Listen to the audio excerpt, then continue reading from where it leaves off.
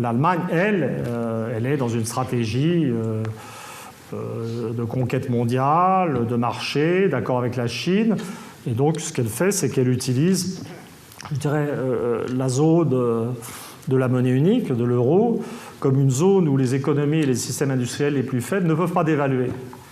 Et la gestion traditionnelle du coût du travail en France, tout le monde parle du coût du travail. Et tout le monde veut régler la question du coût du travail à l'allemande. Donc on fait comme s'il y avait un patronat super organisé, sans conflit d'intérêts entre les très gros groupes industriels et financiers et le patronat qui produit des biens de taille moyenne, etc. Comme si les syndicats ouvriers, le patronat étaient prêts à s'embrasser pour établir des rapports, etc. La France, c'est pas ça. On sait très bien comment est la France. La France est un pays où la gestion du coût du travail à la française, c'est la dévaluation. Si vous dévaluez, vous obtenez, là où dans un pays comme la France, vous passeriez 2 ans à négocier une diminution de 5% du coût du travail, avec une dévaluation du franc de 20%, vous avez 20% sans douleur de diminution du coût du travail. Et vous avez d'ailleurs une diminution du coût du travail de gauche, puisque maintenant tous les autres types de revenus suivent. Il y a une dimension égalitaire dans la dévaluation. Tout le monde n'est pas gagnant, mais dans la dévaluation d'une monnaie, il y a déjà l'idée de solidarité nationale. Mais le problème avec la monnaie, c'est que personne ne comprend.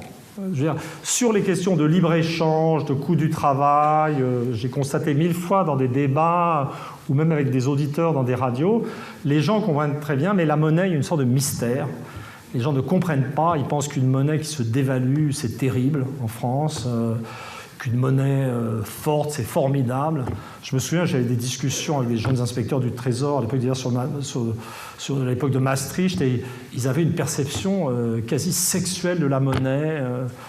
Le franc fort était un franc qui bandait. Des types qui étaient à des âges où la question ne pose aucun problème. Vous voyez, donc c'était vraiment très.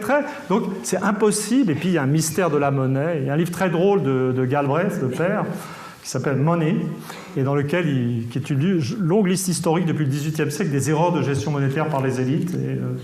Et chaque fois qu'on s'aperçoit trop tard qu'il y a une erreur de gestion monétaire, les gens disent oui, cette erreur était très intéressante. Alors des centaines de milliers de gens ont perdu leur boulot, toutes les classes moyennes sont ruinées. Voilà. Mais les gens ne comprennent pas la monnaie. Et quand même, une grande partie de l'indécision sur le destin de l'euro, c'est que les gens ne comprennent pas la monnaie.